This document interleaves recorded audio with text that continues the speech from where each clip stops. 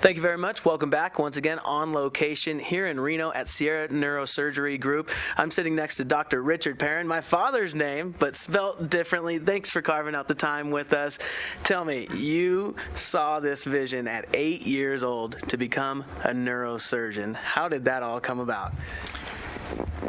I'm not sure entirely what it was, but I think I was always interested in anatomy and physiology and how things worked, and for some reason the brain was just the most interesting organ, and neurosurgery was the most natural progression from there, and it just stuck with me ever since.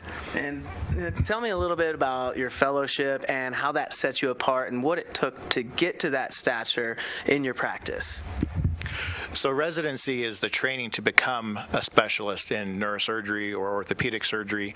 Fellowship training is a year after you are a neurosurgeon in a particular field. So in this case, I have fellowship training in spine, which allowed me to learn new techniques such as minimally invasive spine surgery, and basically just dedicated myself to spine surgery for an entire year. In addition to spine surgery, I have a fellowship in neuro-oncology, which is brain tumors. And you're fairly new to the area, about just over a year, I believe.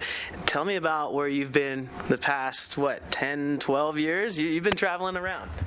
So I'm Canadian by birth, and I did my training in Canada. I did practice in Walnut Creek, California for about 10 years. Then I had the opportunity to move to the Middle East and help the Cleveland Clinic open their hospital there, and I was the first chief of neurosurgery. And after spending some time there, I moved back and relocated to Reno. So I've been here for the last year and a half. Well, we love having you guys here. Sierra Neurosurgery Group is pretty top-notch, and what you guys do here, the practice is a little different. Making sure you check all the boxes before you go into surgery is sort of key.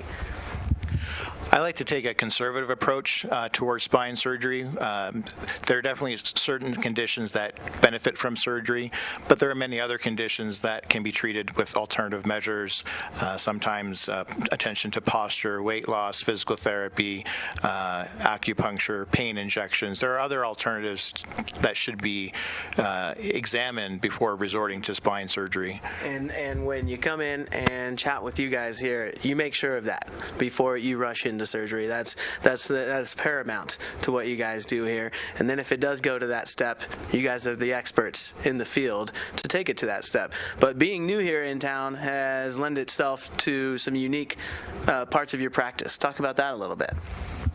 So I'm still building my practice, which allows me to have more availability to spend time with patients and relatively short waiting times to get in to see me.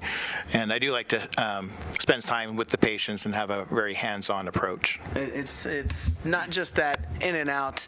You really get to know them, get to know the symptoms, and it can have a better overall effect, right? I think spine surgery is major and complex surgery, and it's important that the patient feel comfortable with the surgeon and the recommendation, and they shouldn't feel that they're being rushed into a major operation like this. Well, again, we appreciate the time. Dr. Richard Perrin here at Sierra Neurosurgery Group, right off of Kikski in Reno. Back to you in the South Lake studio.